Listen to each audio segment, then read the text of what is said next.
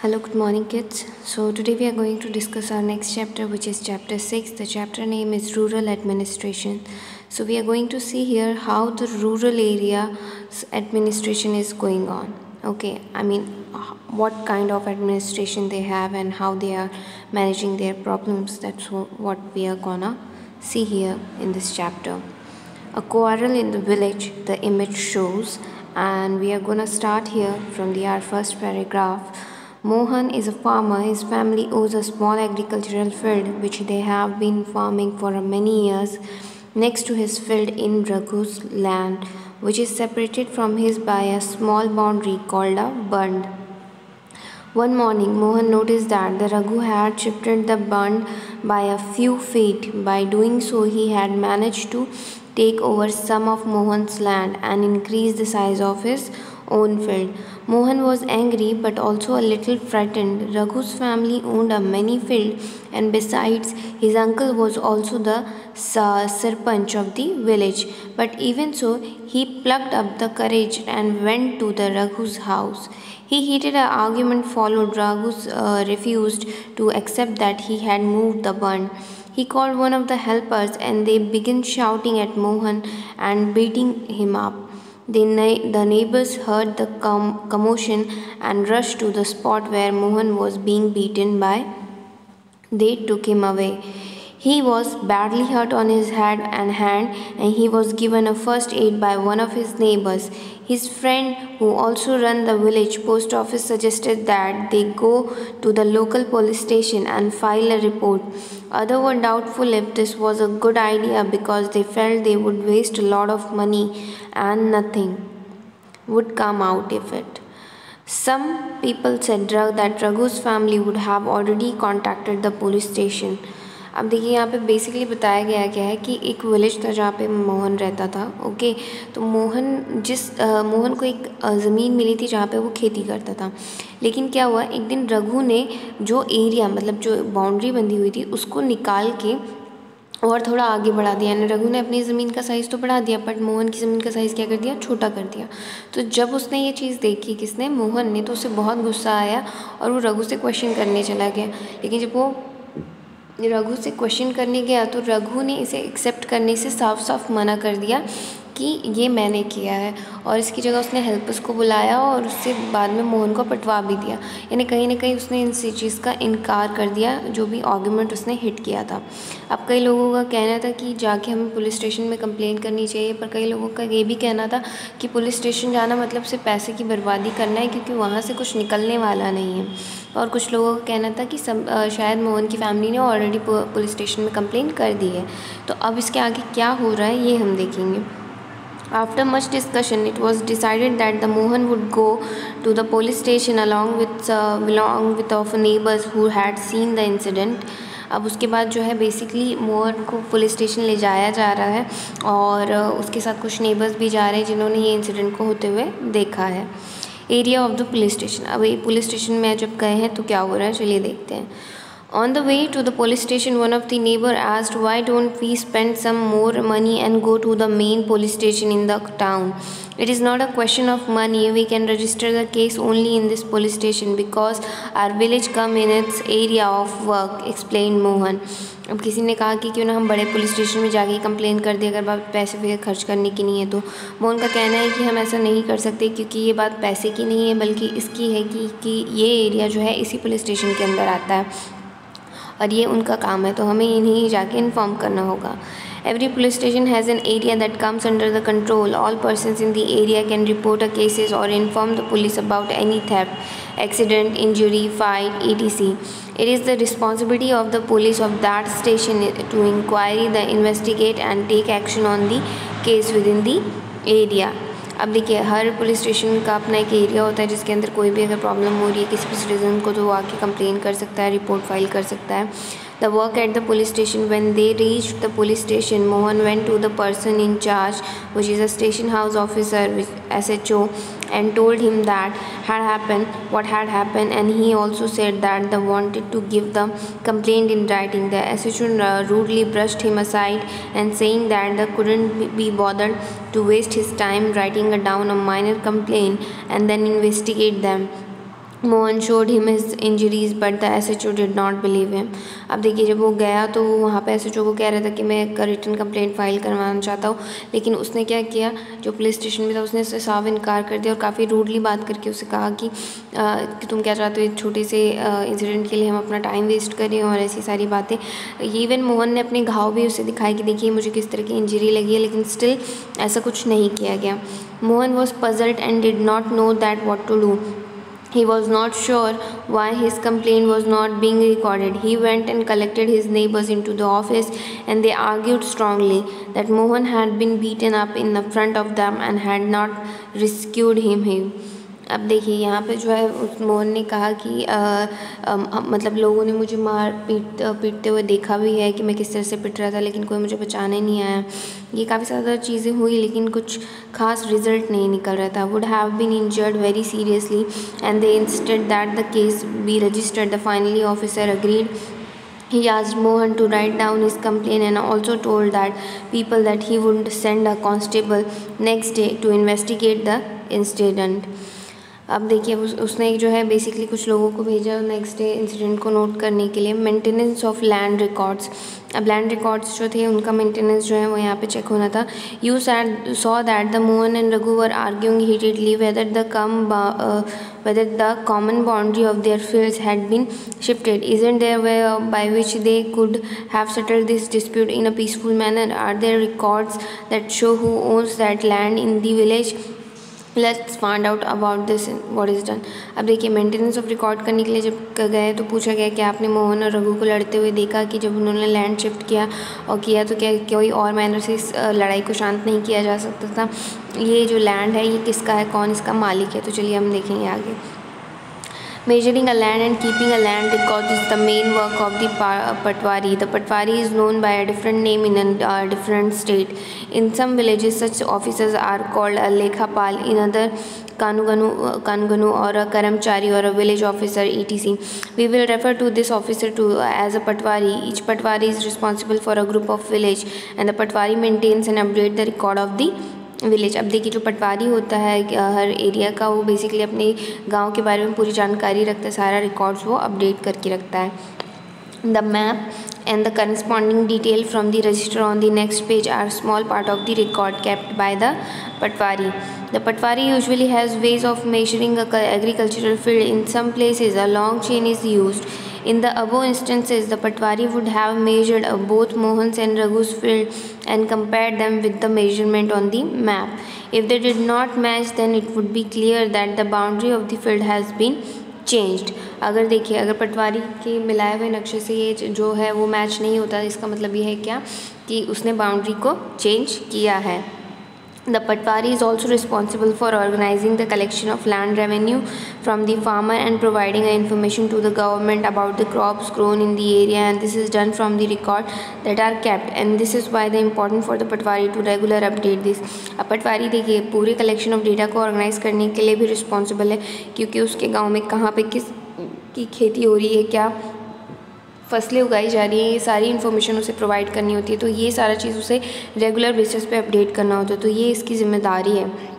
Farmer में change the crops grown on their field, someone में डिग a well somewhere. तो ये सारी चीज़ें जो हैं बेसिकली सब रिकॉर्ड में होती है। देखिए अब ज़मीन का नक्शा यहाँ पे दिखाया गया है, खसरा, तो ये सारी चीज़ें जो हैं बताई गई हैं, क्या किसके अंदर आता है, क्या उगाया जा रहा है, तो ये सारी इन्फॉर्मेशन इसके अंदर होती है। And keeping a track of all this by work, revenue department and government and senior people in this department supervise the पटवारी's work। और जो भी ये डिटेल्स है ये सुपरवाइज करता है पटवारी के वर्क को, जो भी सीनियर पर्सन होता है डिपार्टमेंट का, कि उसने जो किया है वो सही है या नहीं। All states in India are divided into a district for managing matters relating to the land, and these districts are the further subdivided, and this subdivision of a district are known by different names such as Tehsil, Taluka, etc. At the head is the district collector, and under her the revenue officer, also known as the Tehsildar. They have to hear the disputes, and they also supervise the work of Patwari and ensure the records are properly kept or not, and land revenue is collected. They make sure that the farmer can easily obtain the copy of their record. Students can obtain their caste certificate etc. The Tehsildar office is where the land disputes are also heard. अब देखिए जो तहसीलदार का office होता है यहाँ पे कई तरह के काम होते हैं related to revenue and other चीज़ें, कास्ट सर्टिफिकेट जो है बच्चों का, स्टूडेंट का, लैंड रेवेन्यू जो है या उनकी ज़मीन की जो कॉपी है, ये सारी चीज़ें जो हैं बेसिकली फार्मर इजीली कलेक्ट कर सके तो ये सारा काम जो है उनके द्वारा देखा जाता है। इसके साथ जो तहसीलदार हैं और जो डिस्ट्रिक्ट कलेक्टर ऑफिसर होते हैं, ये सबसे सीनियर पर्सन होते हैं कलेक्टर, जो इन सभी के कामों पर नज़र रखते हैं कि क्या चीज़ करवाई जा रही है, कैसे हो रही है, इन सारी चीज़ों का ध्यान दिया जाता है। इसके बाद हम देखेंगे farmer often require a copy of their lands record together with a map as shown in provides the illustration. They have a right to this information and they may have to pay a small fee for this. However, this information is not easily made available and farmers sometimes have to face a many problem to get it. In some states, records are now being computerized and also kept in the panchayat office so that they are more easily available and regularly updated. When do you think farmer may require a copy of this record? Study the following situation and identify the cases in which this record would be necessary and why. A farmer want to buy a plot of land from the another. A farmer want to sell a produce to the another, or a farmer wants to loan from the bank of dig a well in her hand. A farmer wants to purchase a fertilizer or for his field. A farmer wants to divide his property among his children. तो देखिए ये सारे काम है जिसके लिए उन्हें paper work की ज़रूरत पड़ती है और ये पेपर वर्क निकालना हर बार इतना ईजी नहीं होता है। कई बार फार्मर को बहुत सारी प्रॉब्लम्स फेस करनी पड़ती है इस चीज़ को निकालने के लिए, इस चीज़ को देखने के लिए। अब हम देखेंगे डॉटर्स विश में बताया father inherited our house from his father and everyone says he'll leave it to a brother, but what about me and my mother? To expect and share in my father's home is not very womanly, and I am told, but I really want to place of my own, not dowry of silk and gold. अब देखिए यहाँ पे एक daughter की wish है कि जो भी हाउस मिला है उसको उसके फादर से इसमें सभी कोई रहे, कोई उसका भाई कभी छोड़ने के लिए ना कहे, बल्कि उसके बारे में, उसकी माँ के बारे में क्या है, जो भी चीज़ें उसे मिल रही है फादर से ही मिल रही है। वुमनली का कुछ है क्या? कुछ भी नहीं है। तो इस तरह से जो जगह है कि इसे सिल्क या फिर गोल्ड नहीं बल्कि अपने लिए एक जगह चाहिए, इस तरह से वो डिमांड कर रही है। अ न्यू लॉ, अब हम देखेंगे अ न्यू लॉ। तो चलिए देखते हैं इसमें क्या है। Often when we think of a farmer who owns a land, we think of a man, woman are seen as a people who work on the fields, but not as a people who own agricultural land. Till recently in some states, Hindu women did not get a share in the family agricultural land. After the death of the father, his property was divided equally among his son. अब देखिए यहाँ पे जो आया है basically new law के बारे में बताया गया। जैसे क्या होता था पहले कि अगर मान लीजिए घर में कोई ज़मीन है, एग्रीकल्चरल लैंड है और पिता की डेथ हो जाती है तो उसके बाद जो ज़मीन है वो भाइयों के बीच में यानी बेटों के बीच में बढ़ती थी, बेटियों को उसमें कोई हक नहीं मिलता था। लेकिन जो ये नया लॉ आया है इसके अकॉर्डिंग क्या है, अब बेटियों को भी उन चीज़ों का हक मिलेगा। So recently the law was changed and in the new law sons, daughters and their mother can get an equal share in the land. यानी अब नए लॉ के मुताबिक क्या है, जो भी लैंड मिलता है उसमें माँ, बेटे, बेटी सभी को जो है क्या मिलता है, इक्वल शेयर मिलता है लैंड में। The same law will apply to all the state and union territories of the country. और यही जो लॉ है ये सभी स्टेट्स में और यूनियन टेरिटरीज ऑफ कंट्री में सभी को मिला हुआ, मतलब ये एक्सेप्टेड हुआ है। This law will benefit a large number of women. For example, Sudha is the eldest daughter of an agricultural family and she is married and lives in a neighboring village. After her father's death, the Sudha often comes to help her mother with the farming work. अब देखिए जो ये जो law है कई सारी women's के लिए जो था बेनिफिटेड था। क्यों? क्योंकि सुधा जो थी ये अपनी सबसे बड़ी बेटी थी अपने घर की, और जो इनकी एग्रीकल्चर फैमिली थी, इनकी बेसिकली एग्रीकल्चर में ही इन्वॉल्व थी, वो मैरिड थी और नेबर विलेज में रहती थी। अब उसके पापा की डेथ के बाद जो है सुधा हमेशा अपनी माँ की फार्मिंग में मदद करने आती रहती थी। Her mother has asked the patwari to transfer the land and enter her name along with the name of all the children in his record. अब जो उनकी मम्मी थी वो पटवारी से बात करके जो भी लैंड है वो अपने नाम पे और बच्चों के नाम पे ट्रांसफ़र करवाना चाहती थी। Sudha's mother confidently organizes the farming with the help of younger brother and sister. So similarly, the Sudha also lives with the assurance that if she ever has a problem, she can always depend upon her share of the land.